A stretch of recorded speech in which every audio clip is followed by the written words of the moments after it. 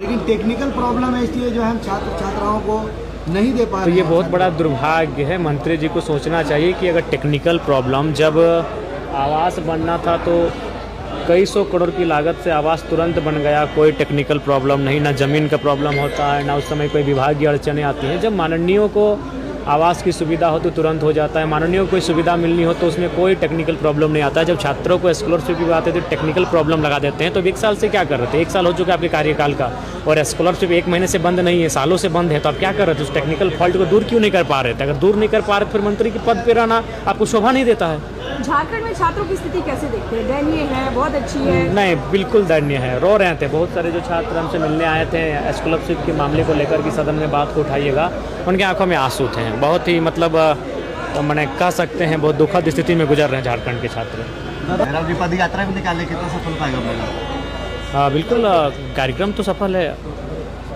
पद यात्रा निकाले बिल्कुल पद यात्रा का मतलब है अगर वो डुमरी से चला है और रांची पहुंच गया है तो ही सफल हो गया, अगर वो आधे रास्ते से घूम गया तो असफल है। क्योंकि पद यात्रा एक अलग कार्यक्रम होता है। तो निसंदेह हमने पहले भी कहा था कि जब हम लोग सदन में जाएंगे तो इसका मतलब ये नहीं कि मुद्दे शांत हो जाएंगे।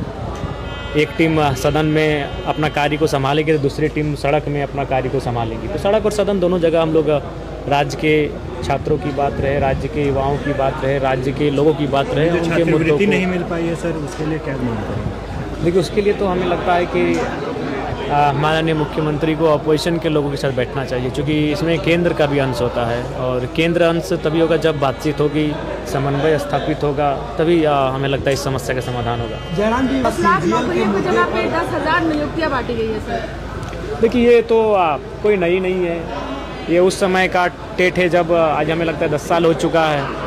तो कहीं ना कहीं नई चीज़ें इस राज्य में देखने को नहीं मिल रही है।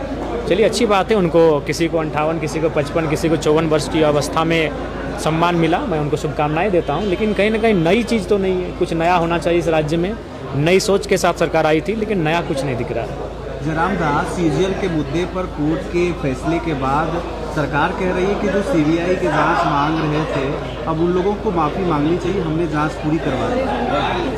आप लोगों ने सीबीआई जांच की मांग बड़े पुरजोर तरीके से उठाया था, आपने देखिए, जब विसंगतियाँ होंगे, जब छात्रों के बीच से हम लोग अपने स्तर से ना कोई मांग करते हैं ना कोई बात रखते हैं, जब छात्रों के बीच से ग्राउंड से जो बातें छनकर आती हैं हम उन बातों पर पड़ताल करते हैं, उन बातों का मूल्यांकन करते हैं, उसके पश्चात ही हम लोग किसी प्रकार की रायशुमारी करते हैं, तब जाकर कोई बयान या फिर कोई कार्यक्रम करते हैं।